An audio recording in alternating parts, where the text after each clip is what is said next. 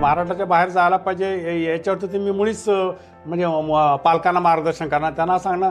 मी पालकांनाही सांगतो की जे काही तुम्हाला अकॅडमिकली स्टँडर्ड गोष्टी आहेत त्या सगळ्या महाराष्ट्रामध्ये उपलब्ध आहेत, आणि त्याच्यामुळे महाराष्ट्राच्या बाहेर एक कोटा बेटा हे काही उपयोगाचं नाही. आम्ही अशा वेळेला म्हणतो की विक घर आणि घे त्याला प्रायव्हेटमध्ये ऍडमिशन, पण वाया जाऊ देऊ नको. परदेशामध्ये डॉक्टर होऊन त्याला ते सगळे परदेशी देश MD डिग्री देतात, बरं, ज्याची इक्वालन्सी हे आपल्या MBBS मध्ये आहे. तर या विद्यार्थ्यांना भारतामध्ये आल्यानंतर पहिल्यांदा लायसन्ससाठी अर्ज करावा लागतो, आणि त्यासाठी एक लायसन्शिएट एक्झामिनेशन गव्हर्नमेंट ऑफ इंडिया घेतं, लायसन्शिएट एक्झामिनेशन. त्या परीक्षेला त्याला फॉरेन मेडिकल ग्रॅज्युएटची लायसन परीक्षा असं म्हणतात.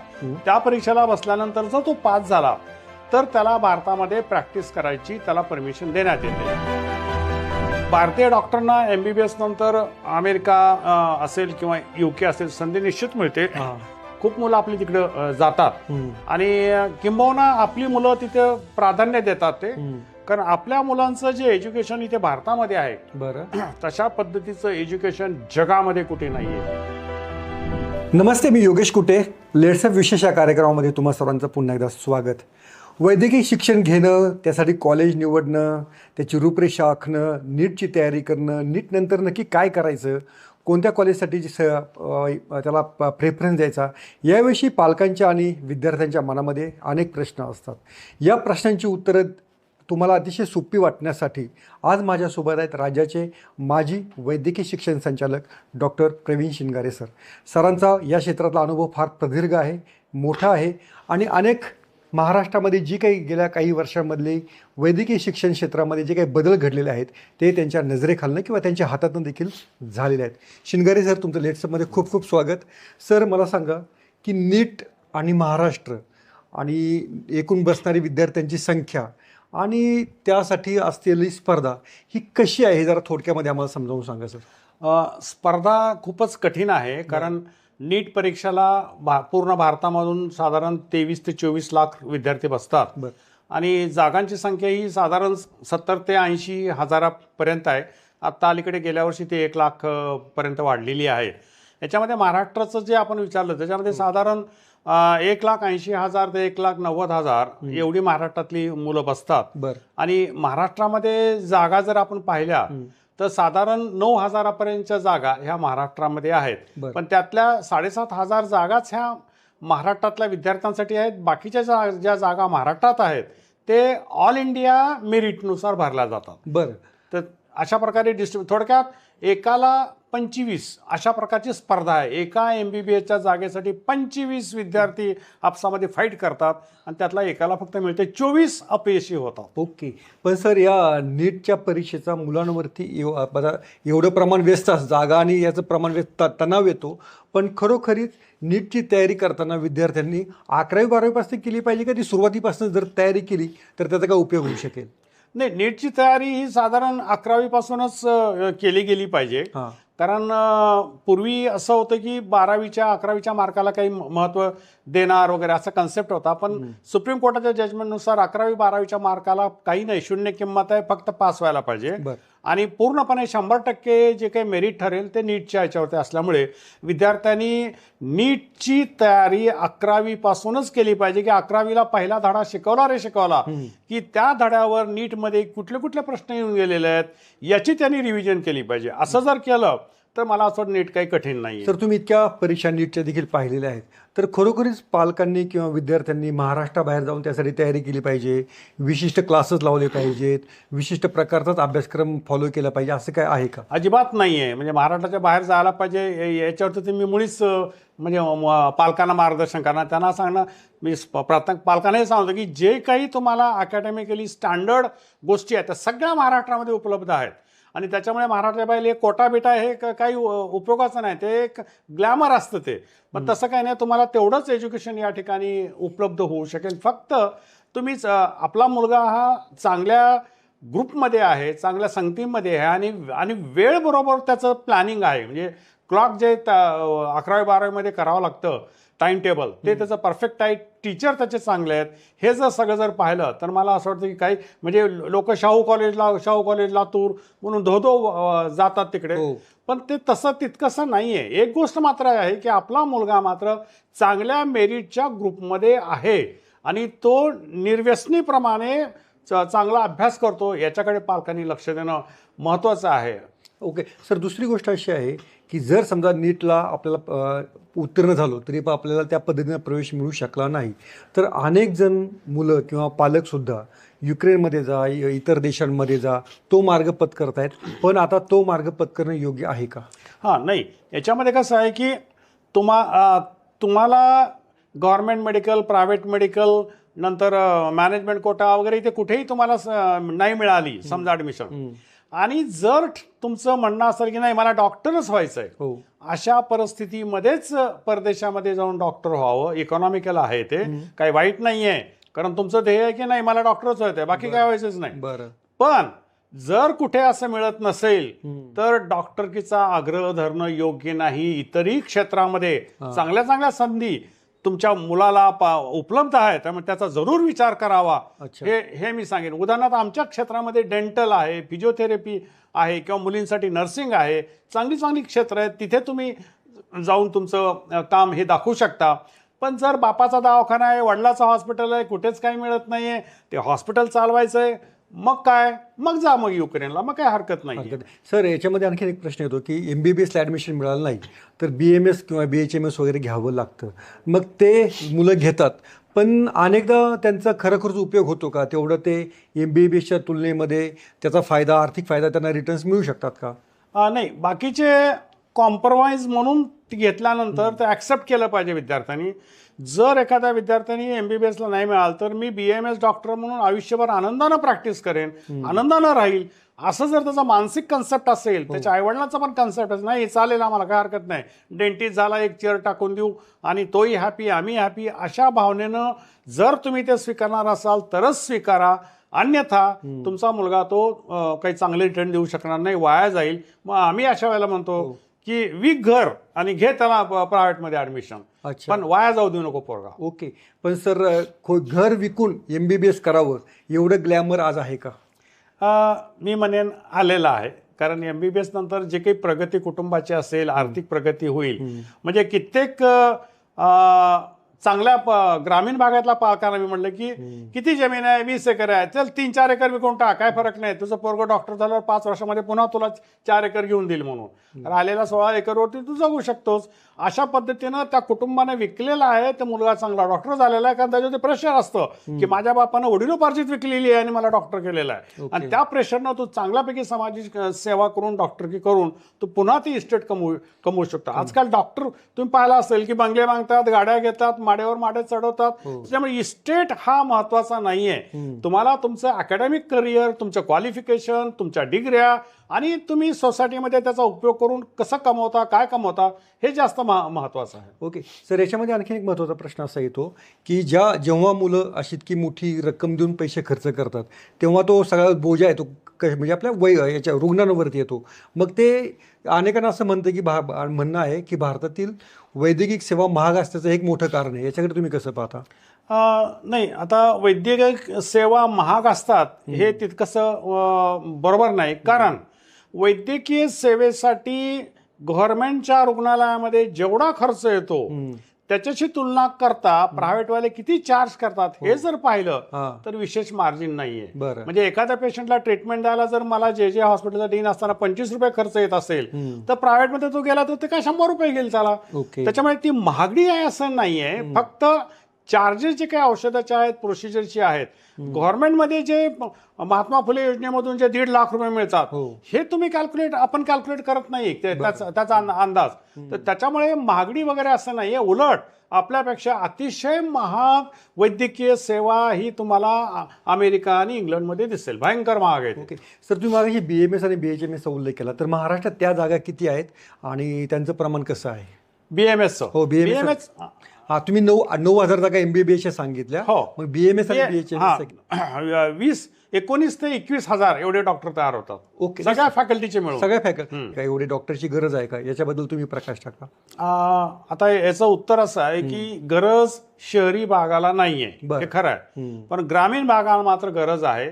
कारण MBBS झालेला डॉक्टर किंवा चांगल्या मार्काने BMS नंतर MD आयुर्वेदा झालेला डॉक्टर हे शहर सोडून ग्रामीण भागात जात नाहीत. त्याच्यामुळे आजही ग्रामीण भागामध्ये, आता उदाहरण सांगतो तुम्हाला की मुंबई जर धरलं किंवा पुणे जर धरलं तर 300 लोकवस्तीला 350 लोकवस्तीला एक डॉक्टर आहेत मुंबई पुण्यामध्ये.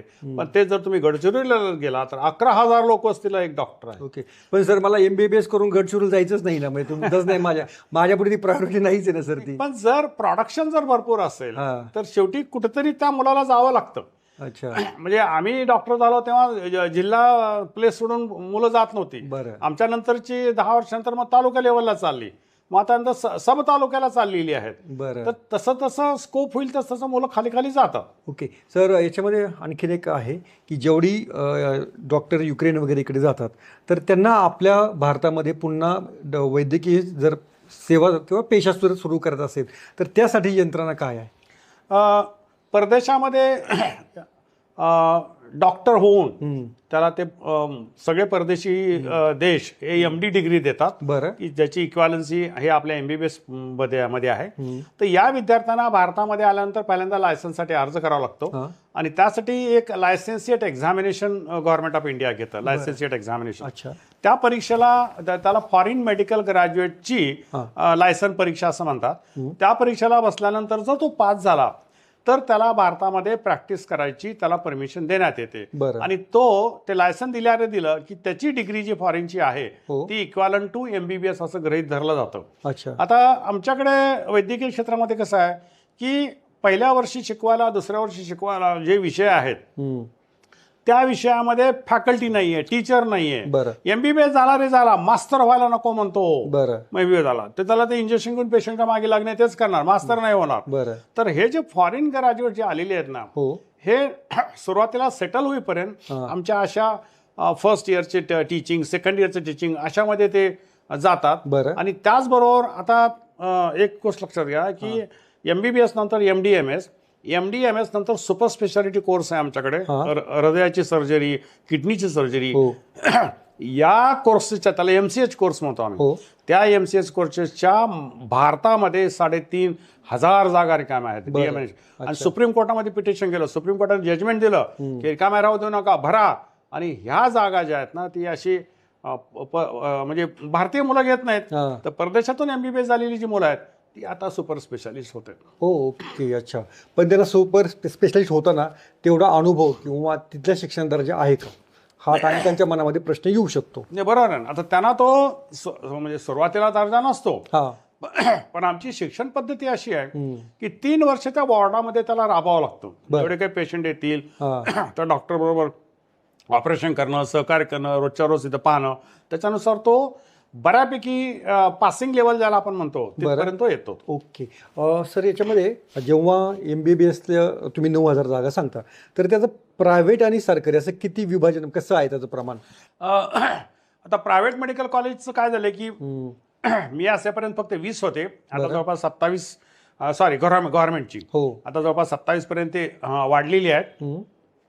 तर गव्हर्नमेंट मेडिकल जागा ह्या साधारणपणे 5,000 आहेत. प्रायव्हेट मधल्या 2,000, 7,000 आणि डीम विद्यापीठाच्या 2,000. अच्छा. अशा 9चं स्प्लिटअप आहे ते. ओके. तर प्रायव्हेट ग्रुप मी वेगळा करतोय, डीमचा ग्रुप मी वेगळा करतो. ओके. सर, असं हे जे 3 वेगवेगळे 3 प्रकार सांगितलेले आहेत त्याच्या शिक्षणामध्ये काही फरक आहे का? नाही, त्याच्या टीचिंगमध्ये काही फरक नाही, सिलेबसमध्ये काही फरक नाही, कारण तो सिलेबस दिल्लीवरून मेडिकल काउन्सिलचा येतो.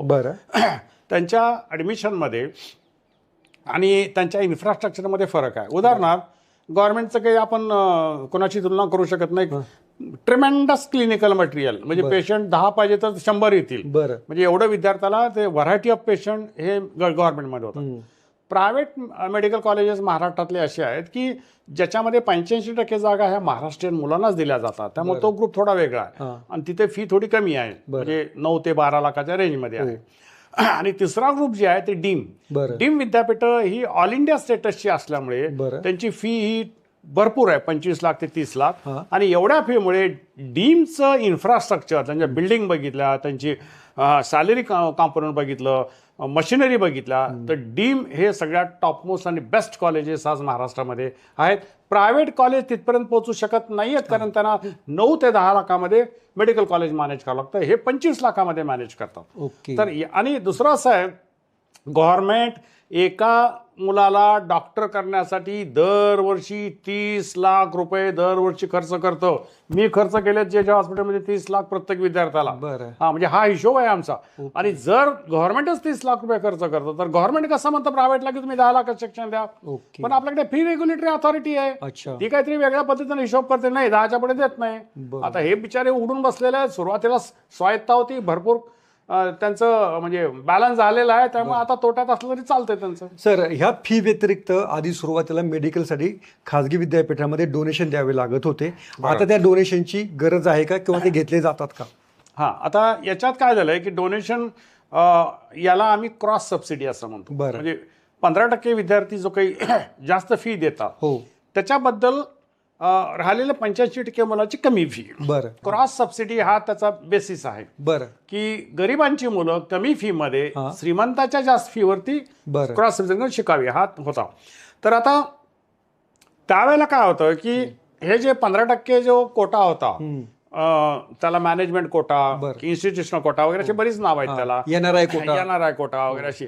तर तो कोटा, त्या कोटामध्ये प्रायव्हेटवाले म्हणजे थोडी गडबड करायला लागलेली असं दिसून आलं. गडबड म्हणजे असं आहे की मी पण 40 लाख द्यायला तयार आहे, हा पण 40 लाख द्यायला तयार आहे, मला का नाही दिली, मी हायर मेरिट्स आहे. बरं. अशा तक्रारी जेव्हा गव्हर्नमेंटकडे यायला लागल्या, तेव्हा आम्ही जे काही प्रश्न विचारले त्यात ते योग्य उत्तर देऊ शकले नाहीत. म्हणून आम्ही काय केलं की तुझी फी सांग ना, 50 लाख सांग, पण 50 लाखामध्ये जर तुला 10 झाले तर तुला मेरिट प्रमाणे घ्यावं लागेल. ओके. अच्छा. हा रूल आला आणि मग सगळे ॲडमिशन 100% हे गव्हर्नमेंट ऑफ इंडियाच्या आणि गव्हर्नमेंट ऑफ महाराष्ट्राच्या ताब्यात आम्ही घेतलेले आहेत. कारण त्याचं गणित असं आहे की द्यायला तयार आहे तर मेरिट फॉलो कर. ओके. अच्छा. पूर्वी मेरिट फॉलो करत नव्हते, मग ज्यांना त्यांच्या मनाला येईल तसे त्या Exactly. पद्धतीने दिले जात Exactly. होते. सर, आता जेव्हा असे NRI कोटा वगैरे असतात, तर तो NRI कोट्यासाठी महाराष्ट्रातली इतर मुलं पण अप्लाय करू शकतात का? हो हो. NRI कोट्यामध्ये आता काय केलंय की NRI जर नसेल ॲप्लिकंट, हो. तर तुम्ही तो कोटा इंडियनसाठी कन्वर्ट होतो, फी मात्र तीच राहते. बरं. अच्छा. आणि मग सर, या NRI कोट्याच्या महाराष्ट्रामध्ये साधारणपणे किती जागा असाव्यात? 15% म्हणजे 4,000 म्हणजे 15 चोक 60. नाही, कसं आहे ते 2,000 जे मी प्रायव्हेटचं म्हणलं ना, त्याच्या 15% म्हणजे 300 जागा असं धरा महाराष्ट्राच्या मुलांसाठी. बरं. आणि डीमचे जे 2,000 आहेत, हो. त्याच्या 300 मध्ये ऑल इंडियाचं मेरिट लागल्यामुळे त्यातले 40-50च मुलं महाराष्ट्रातले जातात. ओके. पण ह्या 300 मध्ये मात्र पूर्णपणे आपली मुलं असतात. म्हणजे खाजगी मधला जो काही Yes, yes. 15% कोटा त्यात खाजगी जाऊ शकतात. कारण खाजगीवर महाराष्ट्र गव्हर्नमेंटचा कंट्रोल आहे, डीम वरती सेंट्रल गव्हर्नमेंटचा कंट्रोल आहे. आता सर, मुलगा नीट पास झालेला आहे, त्याचं मेरिटमध्ये आलेलं आहे, तर त्यानं कॉलेज सिलेक्ट करताना काय क्रायटेरिया पाहिला पाहिजे आणि कसं ते कॉलेज सिलेक्ट केलं पाहिजे? कॉलेज सिलेक्ट करताना पहिल्यांदा ABC ग्रुप आम्ही पालकांना करायला सांगतो. उदाहरण A ग्रुप म्हणजे government colleges, government college.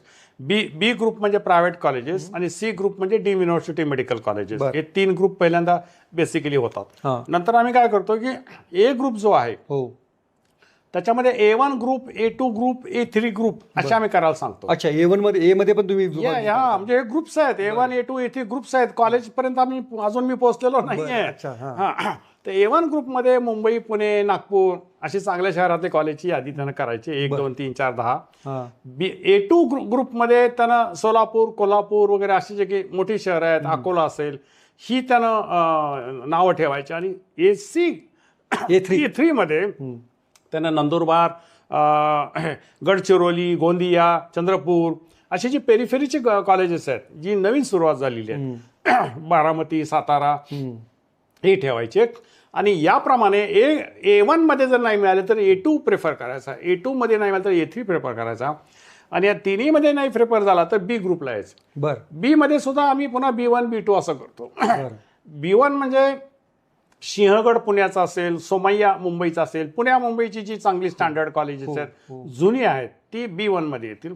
B2 मध्ये म्हणजे माझी पेरिफेरीची म्हणजे धुळ्याचं प्रायव्हेट मेडिकल कॉलेज असेल किंवा सिंधुदुर्ग रत्नागिरीच्या पलीकडे डेरवणला एक मेडिकल कॉलेज आहे, इस्लामपूरला एक मेडिकल कॉलेज आहे, ही त्याच्यातल्या 2 नंबर ग्रुपमधली. अच्छा. तर त्यानुसार याच्यातलं नाही मला तर तिकडे जावं ह्या पद्धतीनं आम्ही सांगतो. तसंच C ग्रुपमध्ये सुद्धा डीम विद्यापीठाच्या पुण्या मुंबईतले डीम विद्यापीठ, कोल्हापूर आणि कराड मागे ठेवा अच्छा वगैरे अशा पद्धतीनं आम्ही 1 आणि 2 C मध्ये C1 C2 असे ग्रुप करायला सांगतो. बरं.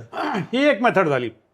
दुसरी मेथड अशी आहे की गव्हर्नमेंटचा ग्रुप संपला हो. की प्रायव्हेटचा ग्रुप तुम्ही त्यांच्या प्रत्येक कॉलेजची फी किती आहे अॅन्युअली ती वेबसाईटवरती फी रेग्युलेटरी अथॉरिटी दिलेली असते. बरं. त्या आकड्यावरून तुम्ही लावा 1 2 3 4 स्वस्त कुठला आहे महाग कुठला आहे वगैरे. म्हणजे फायनान्शियली तुम्हाला जर पैसा तुम्ही अगदी कडूक मुडूक म्हणतो ना आपण विकून देतोय तशा वेळेला तुम्ही पैसे पहा. मग तिथे मग B1 B2 वगैरे असे काय करायची गरज नाही. कुठल्याही कॉलेजमध्ये डिग्री ही इक्वल असते. बरं. हे तत्व सांगतो आम्ही. त्यामुळे तिथे पैसा पहा वगैरे. डीम मध्ये पण तसंच आहे, पैसा पहा वगैरे. तर या दृष्टिकोनातून पैसा पहा म्हणजे पैसा वाचवा अशा वाचवा. एक्झॅक्टली पहा म्हणजे वाचवा. अगदी बरोबर आहे. आणि याच्यामध्ये मग आम्ही जर त्या ग्रुपमध्ये मग काय पाहायचं तर घरापासून जवळ किती आहे का, आई वडील ओव्हरनाईटमध्ये पोहोचू शकतील का, आपल्याला त्या भागाचा परिचय आहे का वगैरे अशा प्रकारचे जर पाहिले तर मग तो म्हणजे डिस्टन्स फ्रॉम द होम वगैरे ह्या ज्या गोष्टी आहेत किंवा ते कॉलेज किती जुनं आहे त्यालाही महत्व आहे. जुने कॉलेज हे चांगले असतात, वेल सेटल वगैरे असतात. तर या क्रायटेरियानुसार इंटरनल 1 2 3 तुम्ही अरेंज करा. Okay sir. मध्यंतरी महाराष्ट्रामध्ये मोठा ट्रेंड होता तो म्हणजे बेळगावला जाऊन BMS किंवा MBBS वगैरे करायचं. आता उत्तराखंडचा ट्रेंड आलेला आहे. तर त्या ट्रेंडबद्दल तुम्ही काय सांगू शकता? नाही, हा ट्रेंड जो आहे ना तो आम्ही MBBSला असताना होता की महाराष्ट्रामध्ये त्यावेळेला 1984च्या अगोदर महाराष्ट्रामध्ये एकही प्रायव्हेट मेडिकल कॉलेज नव्हतं. बरं. आणि त्यावेळेला परप्रांतातून डॉक्टर होऊन मग महाराष्ट्र गव्हर्नमेंट सर्व्हिसमध्ये यायचे. बरं. आणि हीच गोष्ट वसंतदादा पाटलांच्या लक्षात आली आणि त्यांनी पहिलं ऑर्डर काढली 3 प्रायव्हेट मेडिकल कॉलेज. त्यानंतर मग 90ला अजून 3 निघाले, नंतर 2000ला अजून 3 निघाले. त्यामुळे आता बेळगावला जाऊन एज्युकेशन घेणं वगैरे हे असं इतकंसं नाही आहे. काय होतं की आपल्या इथं MBBS झाल्यानंतर जर मला सर्जन व्हायचंय आणि सर्जरी महाराष्ट्रात मिळत नसेल तर बेळगावला जातात. तर मग ते उत्तराखंडामध्ये जातं. एखादा म्हणतो की माझ्या बापाचं नाक कान घशाचं मोठं हॉस्पिटल आहे, मला नाक कान घसाच पाहिजे, MS व्हायचंय, आणि ते इथे मिळत नाही कारण आता नीट असल्यामुळे कुणालाच काही हालचाल करता येत नाही. आणि म्हणून मग ते परराज्यामध्ये जातात, बेळगावला जातात, धारवाडला जातात, हव्या त्या विषयामध्ये ऍडमिशन घेतात आणि मग ते डिग्री घेऊन इकडे येतात. अदरवाईज इथे मिळत असताना कुणी जात नाही. अच्छा सर. अशी घोषणा झालेली होती की प्रत्येक जिल्ह्यामध्ये सरकारी वैद्यकीय महाविद्यालय असेल, पण महाराष्ट्रामध्ये अशा अनेक जिल्ह्यात अजून झालेलं नाहीये. तर याची कारणं काय आणि अजून किती जिल्हे आता राहिलेत किंवा आता पुढच्या काळामध्ये होतील? नाही, महाराष्ट्रामध्ये आता जवळपास 29 जिल्ह्यामध्ये 28 ते 29 जिल्ह्यामध्ये मेडिकल कॉलेजेस झालेली आहेत. बरं. आता फक्त 7च जिल्ह्यामध्ये राहिलेली आहेत. तेही हळूहळू होतील. ते का नाही झाली कारण एकाच वर्षी एवढी मोठी कॉलेजेस काढता येत नाहीत. कारण फॅकल्टी पाहिजे, त्याला इन्फ्रास्ट्रक्चर पाहिजे, बिल्डिंग पाहिजे, फंड पाहिजे. म्हणून गव्हर्नमेंटनं टप्प्याटप्प्यानं काढतंय आणि काही दिवसामध्ये होतील. याचं एकच कारण आहे ते म्हणजे जे काही 25,000 विद्यार्थी दरवर्षी परदेशात जातात आणि जवळपास $200 परकीय चलन आपलं खर्च होतं ह्या मेडिकलसाठी आपल्या भारतातील पालकांचं, ते गव्हर्नमेंटला वाचवायचंय. त्यासाठी गव्हर्नमेंटनं मागच्या महिन्यामध्ये आदरणीय पंतप्रधान साहेबांनी घोषणा केली आहे की एका वर्षात मी 10,000 जागा वाढवणार आहे आणि 5 वर्षामध्ये मी 75,000 MBBSच्या जागा वाढवणार अशी घोषित केलेलं आहे मुख्यमंत्री आपल्या आदरणीय पंतप्रधान साहेबांनी. आणि त्याच्यानुसार महाराष्ट्रच नव्हे तर सर्व राज्य ही पाऊल टाकतात. सर, एवढ्या जागा वाढल्यानंतर की खरोखरीच त्या मुलांचं जे त्यांचं उद्दिष्ट आहे किंवा स्वप्न आहे ते पूर्ण होईल का, की तिथे कॉम्पिटिशन होऊन पुन्हा थोडंसं इंजिनिअरिंगसाठी परिस्थिती होणार नाही ना? नाही, आता 75,000 जागा जर वाढल्या तर साधारण 2 लाखापर्यंत डॉक्टर दरवर्षी भारतामध्ये तयार होतील. तेवढी गरज नाहीये आणि त्याच्यामुळे इंजिनिअरिंग सारखी व्हायला काही तसा वेळ लागणार नाही. परंतु होऊ द्या, जो कॉम्पिटंट आहे, स्ट्रॉंग आहे, पोटेन्शियल आहे तोच टिकेल. म्हणजे सर्व्हायव्हल ऑफ फिटेस्ट हे जे आपलं ह्युमनचं प्रिन्सिपल आहे ते यायलाच पाहिजे. ओके. अदरवाईज संधी बंद करून उपयोग होणार नाही. उपयोग नाही. सर आपलं जे एज्युकेशन आहे MBBSचं किंवा वैद्यकीय पेशामधलं आणि परदेशामध्ये म्हणजे अमेरिका असेल इंग्लंड असेल त्याच्यामध्ये काय फरक आहे आणि भारतीय डॉक्टरांना तिथे संधी मिळू शकते का? नाही, भारतीय डॉक्टरांना MBBS नंतर अमेरिका असेल किंवा UK असेल संधी निश्चित मिळते. खूप मुलं आपली तिकडं जातात आणि किंबहुना आपली मुलं तिथे प्राधान्य देतात ते, कारण आपल्या मुलांचं जे एज्युकेशन इथे भारतामध्ये आहे बरं तशा पद्धतीचं एज्युकेशन जगामध्ये कुठे नाहीये. बरं उदाहरण सांगतो की आपल्याकडे भारतामध्ये किंवा महाराष्ट्रामध्ये किंवा ससून हॉस्पिटलचं उदाहरण घेतलं तर आम्ही 10 मुलामध्ये एक पूर्ण बॉडी त्यांना अभ्यासाला देतो. बरं तिथं नाहीये. परदेशामध्ये इव्हन अमेरिका आणि इंग्लंडमध्ये सुद्धा प्लास्टिकच्या बॉडीवरती पोरं शिकतात. बरं तो काय शिकणार आहे आमचा? आणि म्हणून आमच्या मुलाचं जे टेक्निक आहे, ऑपरेशनचं टेक्निक असेल, हे ते नॅचरल टेक्निक आहे. त्याच्यात प्लास्टिकवर शिकलेलं ते येणार नाही. बॉडीवर त्याने काम केलं. एक्झॅक्टली, त्याने ऍक्च्युअल बॉडीवर काम केलेलं आहे. त्याच्यामुळे आपले लोक कुशल आहेत परदेशामध्ये जाऊन आणि त्याच्यामुळे परदेशामध्ये आपल्या डॉक्टरला मागणी आहे आणि सेटल खूप झालेले आहेत आपले परदेशामध्ये. बरं ओके. आता सर महाराष्ट्रामध्ये कोणकोणती तुम्ही समजा असं ठरलं की तुम्ही आता इतके वर्ष याच्यामध्ये टॉप 10 मेडिकल कॉलेजेस तुम्ही यादी जर करायची सांगितली तर तुम्ही सांगू शकाल? टॉप 10 मेडिकल कॉलेजेस नाही, महाराष्ट्रामध्ये कसं की टॉप 10 म्हटलं तर गव्हर्नमेंट मधले सांगा. म्हणजे असं असं करूया आपण गव्हर्नमेंट मध्ये टॉप 10 कॉलेजेस सांगा. हो गव्हर्नमेंटमध्ये टॉप 10 आहे पहा. मुंबईची 4 कॉलेजेस टॉप 10 मध्ये आहेत. बरं म्हणजे ग्रँट आहे, GS मेडिकल आहे, सायन मेडिकल, नायर वगैरे हे 4 आहेत. BJ मेडिकल कॉलेज हे 2 नंबरला म्हणजे 2 नंबरला किंवा 3 नंबरला येतं. तर मला आता 5 नंबर BJ मेडिकल कॉलेज घेऊन आता नागपूर मेडिकल कॉलेज आमचं टॉपमध्ये आहे. बरं Aurangabad medical college, Solapur medical college ही मी टॉपरमध्ये समजतं. ओके. सर या विद्यार्थ्यांना म्हणजे आता आपण पाहिलेलं आहे की MBBSला नीट परीक्षेत अगदी चांगले मार्क मिळालेले आहे. एका विद्यार्थ्याने मध्यंतरी आत्महत्या केलेली होती. तर MBBSच्या मुलांना एवढं टेन्शन घ्यायचं काय कारण होतं? नाही, टेन्शन घ्यायचं कारण नाही आहे, परंतु ते टेन्शन घेतात त्याचा मूळ दोष पालकांचा आहे. पालक त्याच्यावरती मानसिक दबाव टाकतात. कोटाला ठेवलं, तुला एवढा खर्च केला, काय कमावलं तू, त्या दबावामुळे ते पोरं आत्महत्या करतात. त्यामुळे विद्यार्थ्यावरती पालकांनीच लक्ष दिलं पाहिजे.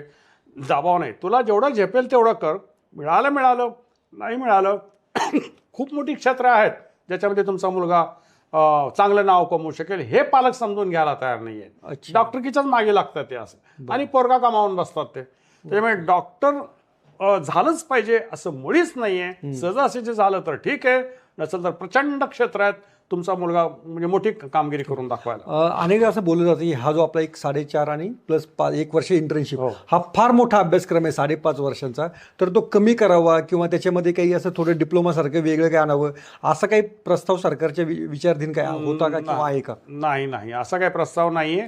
उलट हा जो 5.5 वर्षाचा अभ्यासक्रम आहे याच्यामध्ये आता तुम्हाला एक गंमत सांगतो. मी जेव्हा डॉक्टर झालो तेव्हा डॉक्टर झालं तरी मी आयुष्यात एकही इंजेक्शन दिलं नव्हतं. का? त्यावेळेला प्रॅक्टिस आणि पेशंटवर उपचार करणं हे तितकंसं महत्वाचं नसतं. अभ्यास करणं, शिकणं, पास होणं, मार देणं आणि दुसरा कसा इंजेक्शन देतोय ते बघणं. बरं तो कसा ऑपरेशन करतो, कशी टाके घेणं तो बघणं. हा आमच्या सिलेबसमध्ये मी असेपर्यंत पाहायला भरपूर मिळायचं की ह्याची टाक्याची पद्धत अशी आहे, तो असा घालतो, हे सगळं आम्ही बघायचं. पण कधी आयुष्यात टाका घातला नाही. MBBS डिग्री हातात पडेपर्यंत कधी आयुष्यात इंजेक्शन दिलं नाही. तर आता बदल आम्ही काय केलेला आहे की नाही, तुझं सेकंड MBBS ला गेला तर 10 इंजेक्शन तू दिली पाहिजेत, थर्ड MBBS ला गेला तर अजून 5 इंजेक्शन दिली पाहिजेत. त्याला आम्ही कॉम्पिटन्सी बेस्ड मेडिकल एज्युकेशन हा मोठा बदल आपण केलेला आहे. MBBS होण्याच्या तुझे 10 टाके घातले गेले पाहिजेत, 4 ड्रेसिंग केले पाहिजेत. म्हणजे असा तो प्रकार आलाय. पूर्वी कसं आहे की आम्ही स्वतःहून जायचो, मदत करायचो, मग ते ड्रेसिंगला ते नर्स पण खुश व्हायची आम्ही ड्रेसिंग करतो म्हणून. आमच्या सिलेबसमध्ये नाहीये पण आम्हाला शिकायचं. मग ते नर्स इंजेक्शन द्यायला बसलेला, मग आम्ही त्या नर्सला विनंती करायचं, अरे मला देऊ दे, मग ते घ्या डॉक्टर म्हणायचे, मग सांगायचे असं तसं. म्हणजे आम्ही जे काही ड्रेसिंग आणि इंजेक्शन शिकलो ते नर्स कडून शिकलो. पण आता तसं नाही, आता ते बंधनकारक केलेलं आहे. त्याला कॉम्पिटन्सी बेस्ड मेडिकल एज्युकेशन असं म्हणतात. आणि त्याच्यामध्ये कॉम्पिटन्सी डिसाईड केलेल्या आहेत की MBBS होण्याच्या तुला मूत्रनळी घालता आली पाहिजे आणि ते लघवी बाहेर आली पाहिजे त्याची, हे दिलेलं आहे. नाही घालता आली तर तुला डिग्री नाही. बरोबर. अशी तुला तोंडातून राईल्स ट्यूब घालता आली पाहिजे आणि ती बरोबर ऍस्पिरेट करून ते ऍसिड बाहेर आलं पाहिजे, नाही तर तू काहीच केलं नाही वगैरे. अशा प्रकारचे जे कॉम्पिटन्सी आहेत ह्या कॉम्पिटन्सी आता नमूद केल्या गेलेल्या आहे. अच्छा. की 70 कॉम्पिटन्सी आल्या पाहिजेत, दुसऱ्या वर्षी 80 कॉम्पिटन्सी आल्या पाहिजे. त्यात नावं असल्यामुळे तर ते आता तो डॉक्टर आहे ना, आता मोर कॉन्फिडंट डॉक्टर आता तयार होतो. तयार होते. ओके. आधीच्या म्हणजे तुमचा दावा असा आहे की आधीच्या शिक्षणापेक्षा आताचे जे डॉक्टर आहेत ते अधिक तयार आहेत. येस, म्हणजे थोडक्यात आम्ही डॉक्टर झाल्यानंतर सगळे शिकलो, बरं. हे डॉक्टर होईपर्यंत सगळे शिकणार, सगळे शिकलेले. हा फरक आहे. ओके. सर, याच्यामध्ये आणखी एक नीटचा एक फक्त शेवटचा प्रश्न घेतो की नीटची तयारी करताना पालकांनी किंवा विद्यार्थ्यांनी असं कोणतं टाइम टेबल आखावं की त्याच्यामध्ये त्यांचं त्रासही कमी होईल, ताणही कमी होईल आणि तयारी पण चांगली होऊ शकेल? हा खरोखरच हा महत्त्वाचा प्रश्न तुम्ही शेवटचा विचारलेला आहे. नीटमध्ये 720 मार्काची परीक्षा जी असते त्याच्यामध्ये 180 प्रश्न असतात. त्याच्यामध्ये 45, 45 आणि 90 असे 3 पेपर असतात. फिजिक्स 45, केमिस्ट्री 45 आणि बायोलॉजी 90. बरं. तर याप्रमाणे तो जर दिवसातून समजा तो 2 दिवसातून जर 18 तास अभ्यास करणार असेल तर त्यानं या धड्यानुसार तो वेळ डिस्ट्रीब्यूट केला गेला पाहिजे. बरं. आयदर पर डे करणं योग्य नाहीये, पण पर वीक तो धडा किती मार्काचा आहे, मग त्यात एमसीक्यू किती येतात, मग पर एमसीक्यू ला किती वेळ माझा आहे. अच्छा. मग 180 एमसीक्यू 18 तास असा जरी हिशोब केला तर त्याप्रमाणे 10 एमसीक्यू ला 1 तास. ओके. मग 10 एमसीक्यू मध्ये जे 2 टॉपिक असतील तो बरोबर तेवढ्या वेळात संपले पाहिजेत. आणि परत दुसरा तर अशा पद्धतीचं टाइम बाउंड जर मॅनेजमेंट जर केली विद्यार्थ्यांनी तर त्याला बऱ्यापैकी एरिया कव्हर होईल आणि त्याचे मार्क्स हे जास्त चांगल्या पद्धतीनं त्याला मिळू शकतील. सर, पंतप्रधान नरेंद्र मोदी यांनी असं सांगितलेलं आहे की जे वैद्यकीय शिक्षण आहे ते तुम्ही तुमच्या भाषेमधनं पण घेऊ शकता, म्हणजे मराठीमधनं पण घेऊ शकता. तशी व्यवस्था सरकार करत आहे. तर तो पर्याय कसा आहे आणि तो खरं तेवढा सक्षम आहे का? नाही, मातृभाषेतून वैद्यकीय शिक्षण खरं म्हणजे हे मला मान्य नाहीये. बरं. कारण मातृभाषेतून जर वैद्यकीय शिक्षण घेतलं तर तुमचं आंतरराष्ट्रीय जे ज्ञान आहे, जे संशोधन आहे, किंवा तुम्ही परदेशात जाणार, मग मातृभाषेत घेतलं तर तो मद्रासला प्रॅक्टिस करू शकणार नाही, किंवा मद्रासच्या डॉक्टर बरोबर तो बोलू शकणार नाही, किंवा मद्रासीमध्ये घेतलं तर आपल्याकडे. तर अशा प्रकारे खूप मोठा गॅप निर्माण होणार आहे. त्याच्यामुळे जे म्हणजे इंग्रजीवरती प्रेम आहे म्हणून मी म्हणत नाही, पण जे आंतरराष्ट्रीय लँग्वेज आहे की आपला मुलगा अमेरिकेत जाऊ, जॉर्जियाला, रशियात जाऊ, कुठेही जाऊ, आपला मुलगा तो तिथे टिकला पाहिजे. त्यासाठी मेडिकल एज्युकेशन हे केवळ इंग्रजीमध्येच असणं जास्त योग्य राहील. पण जेव्हा आपली मुलं युक्रेनमध्ये जातात, रशियामध्ये जातात, तेव्हा त्यांना तर तिथल्या भाषेमध्ये घ्यावं लागतं. नाही, तिथे ते कंपल्सरी आहे. कारण त्याचं कारण असं आहे की तिथली पेशंट जे आहेत ना ती भाषा बोलतात. बरं. आणि त्या पेशंटचा रोग काय समजावं म्हणून ते पहिल्यांदा 1.5 वर्ष चीन भाषा शिकवतात, रशिया भाषा शिकवतात, इकडे जॉर्जियन भाषा शिकवतात आणि त्यानंतर मग त्यांचा कोर्स सुरू करतात. हा, मला पण एखाद्या डॉक्टरला समजा महाराष्ट्रातच प्रॅक्टिस करायची, एखाद्याला चंद्रपूरला प्रॅक्टिस करायची, पण त्याला इंग्रजीमध्ये थोडीशी अडचण होत असेल तर त्याच्यासाठी हा पर्याय योग्य नाही का? हा, नाही, अगदी बरोबर आहे. हा पर्याय योग्य आहे, मान्य आहे. पण तसा विद्यार्थी सुरुवातीलाच आयडेंटिफाय नाही करू शकत, किंवा कुठलाही मुलगा म्हणणार नाही तुम्हाला की मी चंद्रपूरलाच प्रॅक्टिस करणार, असं नाही. ओके. सर, आणखीन एक महाराष्ट्रामधली जे एज्युकेशनची आहे, मेडिकल एज्युकेशन संदर्भातच, की आत्ता मध्यंतरी ससूरमध्ये रॅगिंगचा प्रकार झालेला होता किंवा अनेक ठिकाणी पण असे प्रकार घडतात. तर अशा कॉलेजेसमध्ये काय व्यवस्था केलेली जाते की असे रॅगिंगचे प्रकार टाळावेत म्हणून? रॅगिंगचे प्रकार टाळावेत म्हणून खूप अशा गाईडलाईन्स आहेत, सुप्रीम कोर्टाचे जजमेंट्स आहेत, विद्यापीठाचे UGCचे गाईडलाईन्स आहेत, त्या प्रॉपर फॉलो केल्या गेल्या पाहिजेत. त्या नाही फॉलो केल्या तरी होतं. उदाहरणार्थ जर म्हणजे हे जे तुम्ही रॅगिंगचे जे उदाहरण दिलं हे खरं म्हणजे पदव्युत्तर अभ्यासक्रमाचं रॅगिंग आहे ते. बरं. अच्छा. जे युजली रॅगिंग हे अंडर ग्रॅज्युएट म्हणजे फर्स्ट MBBS ला मुलगा गेला तेव्हा रॅगिंग असतं. बरं. पदव्युत्तर तो डॉक्टर झालाय, PG ला आलाय, त्यात कसलं रॅगिंग चालू आहे? तर तिथं थोडा ते रॅगिंगच आहे, बरोबर आहे, पण ते हॅरासमेंट टाईप आहे. अच्छा. तर ते केवळ ते विभाग प्रमुख, त्या स्टुडंटचे गाईड, त्या डिपार्टमेंटचे प्राध्यापक, डीन यांनी दुर्लक्ष केल्यामुळे ते विद्यार्थी म्हणजे सोकावत गेले. आणि सोकावत गेल्यानंतर त्यांच्या डिपार्टमेंटची ट्रॅडिशन निर्माण झाली की आलेल्या ज्युनियरला हरास करायचं आणि मग तो पुढचा तिसरा दुसऱ्या बॅचला, असं ते ससूनचं कल्चर हे त्याच्यामुळे थोडं बदनाम झालेलं. तुम्ही पाहिलं असेल की ससूनमध्ये ते ड्रग माफिया कोणतरी ऍडमिट झाला होता. ससूनमध्ये किडनी ट्रान्सप्लांट रुबी हॉलची त्यांनी दुसऱ्याच बायकोला हे म्हणून दिलं. तसं आता रॅगिंगचं हे कल्चर दाखवतं. हे आपलं जे ससूनचं जे एकेकाळचं वैभव होतं आणि लोकांमध्ये जो आदर होता तो हळूहळू या लोकांमुळे कमी कमी होत गेला. तर इथं कुठेतरी वचक बसला पाहिजे ह्यांना, म्हणजे चांगल्यापैकी अशी काही त्यांना पनिशमेंट झाली पाहिजे की पुढचे लोक चांगले सरळ वागतील. असं तुम्ही जेव्हा MBBS ला प्रवेश केला होता तेव्हा तुमचं रॅगिंग झालं होतं का? आमचं रॅगिंग झालं होतं. बरं. काय रॅगिंग काय, आम्हाला शर्ट काढा, बनियन काढा, मारा हॉस्टेल एक फेरी, बरं, थंडीचे दिवस आम्ही असं पण आम्ही त्याच्यामध्ये म्हणजे जास्त असं मानसिक त्रास करून घेतला नाही. आम्ही अरे ठीक आहे बा, पूर्वीच्या बॅचने चला पळूया किंवा जा हौदात उडी मारून ये, हे वगैरे असं. बाकी हॅरासमेंट असं नाहीये आम्हाला. हॅरासमेंट अशी मानसिक हॅरासमेंट झाली नाही. त्या मुलाने आमच्यावरती प्रेमही केलं आणि गमतीची उदाहरणार्थ गाणी म्हणून दाखव किंवा ते अमुक नटीचं तुला काय आवडतं असले काही वल्गर शब्द वापरायचे. आम्ही ग्रामीण भागातून आलेलो त्यामुळे आम्ही बोलायला दचकायचो. तर तुम्ही धीट व्हावा हा त्याच्यामध्ये उद्देश होता.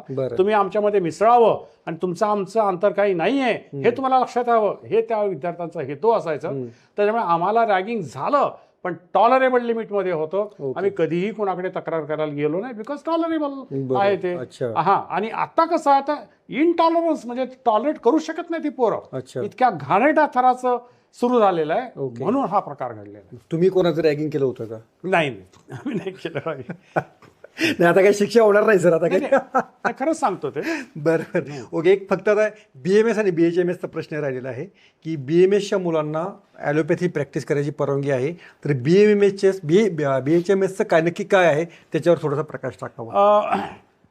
आपल्याकडे औषधं कोण वापरणार, कुठली वापरणार याचं नियम आणि कायदा आहे. फूड अँड ड्रग ऍक्ट म्हणतात त्याला. बरं. तर त्या ऍक्टनुसार जे MBBS झालेलं आहे त्याला सगळे ॲलोपॅथीचे औषधं वापरायचा अधिकार आहे. BMS मध्ये त्यांच्या सिलेबसमध्ये काही ॲलोपॅथिक औषधाचा समावेश असल्यामुळे ते आयुर्वेदिक औषधाबरोबर ॲलोपॅथीची पण काही मोजकी औषधं लिमिटेड ते वापरू शकतात. त्याला त्याची परवानगी आहे, फार्मसिस्ट तो देऊ शकतो. परंतु होमिओपॅथी आणि युनानीमध्ये त्यांच्या अभ्यासक्रमामध्ये कुठल्याही प्रकारचा ॲलोपॅथीचा समावेश नाहीये. आणि किंबहुना त्यांच्या पाठीमध्ये लिहिलेलं आहे की ॲलोपॅथी वापरू नये म्हणून, त्याचे हानिकारक परिणाम असतात म्हणून. आणि त्याच्यामुळे त्या लोकांनी जे काही छोटी मोठी खोकल्याचं औषध असेल, पॅरासिटामॉल असेल, अँटीबायोटिक हे दिल्यामुळे त्यांच्यावरती कारवाई झालेली आहे. आणि त्यामुळे त्यांच्या संघटनेनं हे शासनाला विनंती केली की आम्हाला निदान, आम्ही ग्रामीण भागात आहोत, खेड्यापाड्यात आहोत, तिथे आम्ही तापेची गोळी द्यायची नाही, आम्हाला ते म्हणजे अटक करायची हे घेऊन येतात, तर तापेची देऊ नये आम्ही. त्यावेळेला आम्ही त्याचा अभ्यास करून असं ठरवलं की ठीक आहे बा, काही मोजक्या ज्या कमी हानिकारक ज्या गोळ्या आहेत ते त्याला द्यायला आपण परमिशन देऊ. आणि त्यासाठी आम्ही एक फार्माकॉलॉजीचा 1 वर्षाचा कोर्स ठेवलेला आहे. आणि हे सगळे डॉक्टर प्रॅक्टिसिंग असल्यामुळे शनिवार रविवारचा तो आम्ही कोर्स ठेवलेला आहे. तो कोर्स फक्त मेडिकल कॉलेजमध्येच ठेवलेला आहे. आणि त्या कोर्सला फक्त 25 आम्ही डॉक्टर घेतो, 26 घेत नाही. BHMS डॉक्टर, BHMS 25 डॉक्टर घेतो. त्या 25 साठी आम्हाला पुढच्या 1-2 वर्षाची लाईन तयार आहे. पुढच्या वर्षी कोण 25 वगैरे इतके अर्ज आलेले आहेत. आणि तो कोर्स केल्यानंतर छोटी परीक्षा घेऊन आम्ही त्याला बाबा या 50 औषधाचं बऱ्यापैकी ज्ञान आहे, तर त्यामुळे तो वापरायला त्याला परवानगीचा आम्ही लायसन्स देतो होमिओपॅथीला, ॲलोपॅथीचं. सर, एक आयुष मंत्रालयातर्फे मिक्स असं एक कोर्स करायचं प्रयोजन आहे, म्हणजे थोडंसं आयुर्वेद, थोडंसं आधुनिक वैद्यकशास्त्रज्ञ, तर त्या कोर्सबद्दल तुमचं मत काय आहे? नाही, असा कुठला मिक्स कोर्स करू नये, कारण प्रत्येकाला आपापल्या पॅथीचं सखोल ज्ञान असावं.